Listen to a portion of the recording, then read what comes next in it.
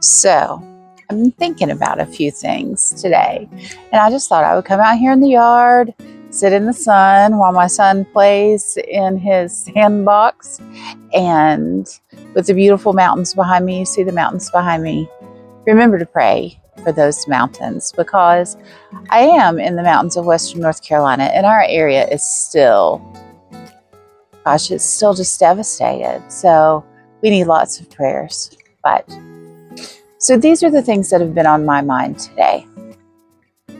First of all, I was thinking about the difference between arrogance and confidence, because I think sometimes people believe that people that are confident are arrogant.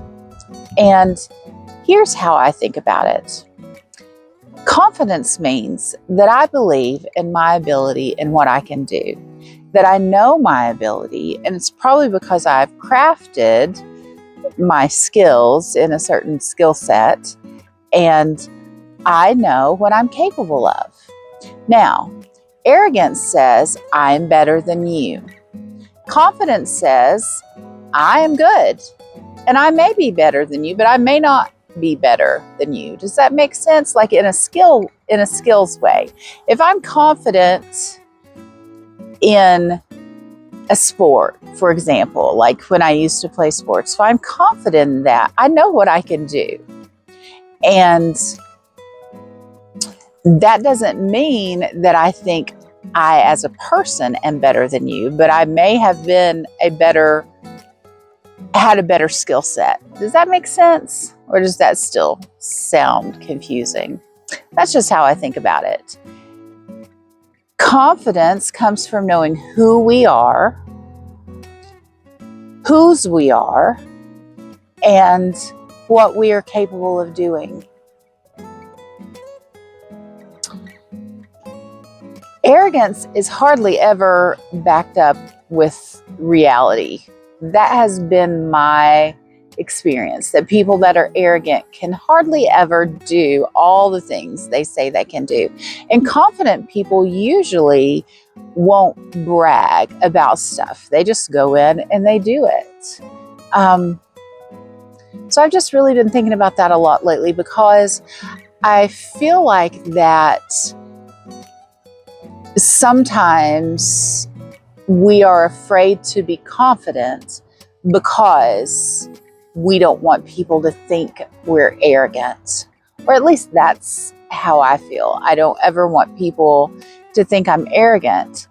But at the same time, I am confident as a nurse practitioner. I'm confident as a functional medicine provider. I am confident that I am a good mom. I am confident that I am a good wife. Does that make me arrogant? In the eyes of some people, yes. And here's to my second point. There are always going to be haters.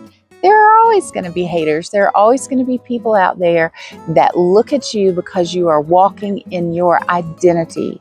You are walking in the fullness of who you know you are and who you know you can be. And they will hate you for that.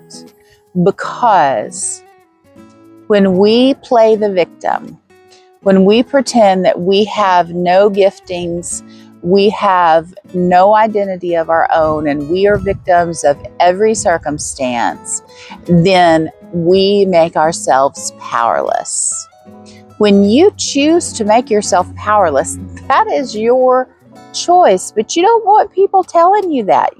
People just, they don't like it when you tell them you're not really powerless. You are choosing this. Now, when you're confident and you're walking in who you know you are, those people that have chosen to always be victims are always going to look at you and say, well, if I had your talent, if I had your money, if I had your resources, if I had the luck you've had, if I had, well, here's the thing. Whatever you look for, you're going to find. You're going to find that. I have found in my life that If I am looking for something negative about someone, I am certainly going to find it. If I am looking for something negative in a situation, I am certainly going to find that.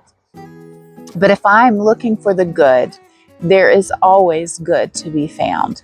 And when I start looking for the good and believing in myself and simply just walking in who I am, then opportunity presents itself to me, which is just amazing. And I'm not afraid to walk in those opportunities. Confidence helps you walk in the opportunities that present themselves. Have you ever sabotaged yourself? Have you ever had a really great opportunity that you wouldn't take advantage of because you did not feel confident enough to take advantage of it? I have. I can't even begin to tell you how many times that I have not taken advantage of wonderful opportunities that have come to me because I'm like, oh, I probably couldn't do that. And then other people took advantage of the same opportunity, people with less skill and less knowledge and less education. And I'm like, oh, crap, they were able to do that. I could have done that.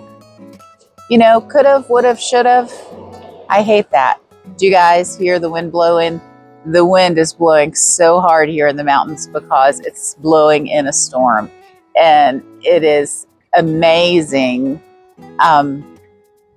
how it's bending the trees. It really is amazing. It's kind of funny because it's blowing so hard in the trees right in front of me. Well, about 75 yards from me, but it's not blowing super hard here. But I'm also sitting at the end of my house, so that's blocking it. Now it's starting to pick up.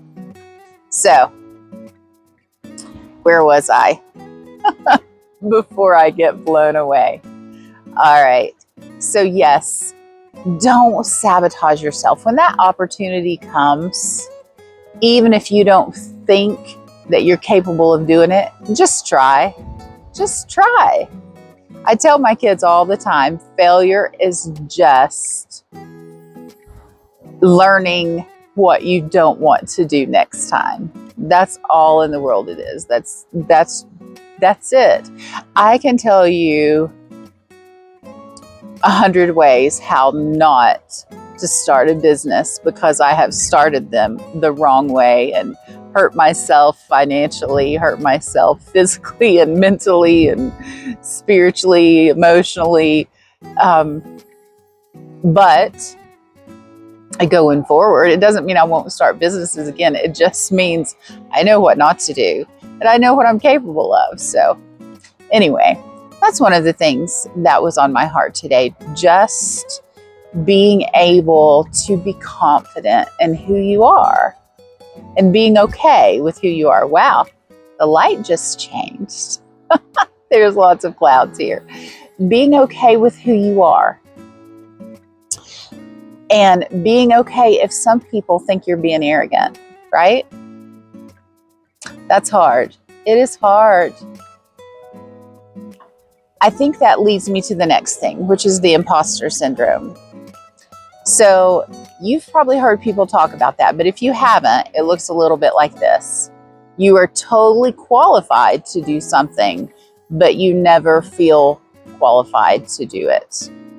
For the first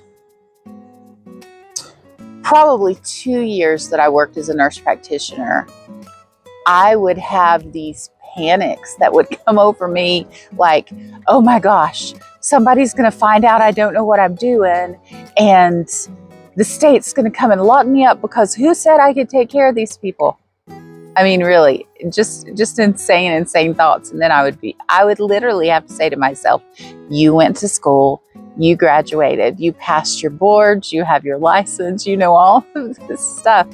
But it's that thing that says we're never qualified enough. And that goes back to knowing who you are, because if you don't know who you are, if you're not confident in your identity, you aren't ever qualified enough because you always feel like you're lacking something. What I know about myself is that I'm super resourceful. So if I don't know something, I can find it out. And I'm confident in my ability to figure out things, even if it takes me a while to figure those things out. Now, there are some things that I'm not super wonderful at. It's just not my normal natural skill set. And some things I am, but I know that I can do anything. I know that I can if I try hard enough, and I'm confident in my ability to do that. So the wind's really blowing now. It's great. So learning, and here's what I've learned. I'm just trying to make sure you guys can hear me. Here's what I've learned about the imposter syndrome. People that aren't qualified never have the imposter syndrome. The true imposters never, hear me, never worry about if they're qualified or not. It's always the really, really qualified people that worry whether they're qualified or not. It's so strange, because I guess that also goes to wanting to make sure you do the best job for everybody, that you do everything that you possibly can. So anyway, so if you're feeling like, hey, I have this opportunity, but I'm not qualified to do it. Yes, you are. Listen to me. Yes, you are completely qualified to do it. So just get out there and do it. That's what I say. Just get out there and do it. So, all right.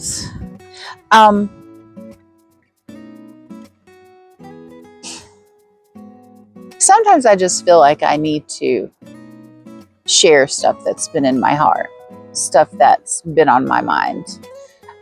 And those are the things that I've been really, really thinking about today, because I guess that's the things that I am processing through today. So my challenge to you is get out there and live your life. Realize you're not a victim. Realize that even though circumstances may not be the way that you want them to be, how you respond to your circumstances makes all the difference in the world. All the difference in the world. So, it's that glass half full or half empty thing. And I don't know if it has so much to do with optimism or pessimism as it has to do with just believe who you are. Just believe who you are. If you will take all the time that you spend telling yourself all the horrible, all the negative, all the reasons you can't do something, I'm going to challenge you. Just for the next 24 hours. Just for the next 24 hours. Instead of saying, I can't do something, I want you to say this. What might I do? What might I do? If you had all the resources in the world, physical resources, what might you do? What might be a dream? What might be something you would like to accomplish? Just think about that. What might I do? No pressure, just what might I do? Okay? I want you to think about that. Oh, I have a leaf that came to visit and then it went away. Okay. So the wind is really picking up, and I don't know how much of this you guys are getting. So I don't want to sit out here forever and talk and you guys not be able to hear me. But what might you do? What might you do? If I had all the money and time in the world, I might, and finish that sentence, okay? And then drop in the comments, what might you do if you had all the money and time in the world? Tell me, What might you do? If you can't think of anything, then I need you to back up. Take some deep breaths. Just relax yourself and let yourself dream for just a little bit. It's just a might. It's not what would I, because that's too much pressure. Or what could I if? No, what might I do? Finish the sentence. If I had all the resources in the world, all the money, all the time, what might I do? I might do. If I had all the money and all the resources in the world, you know what I might do? I might,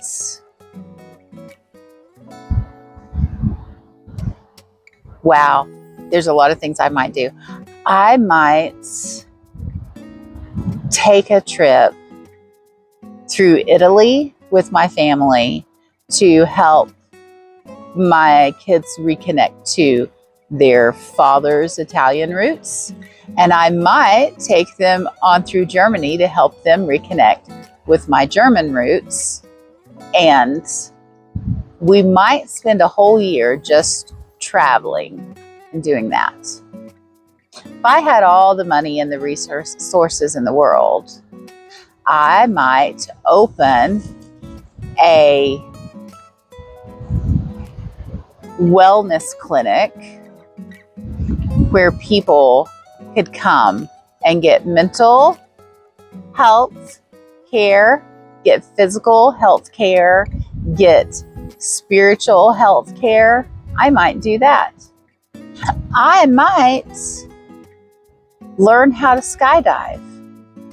That would be a big might. There's so many things I might do.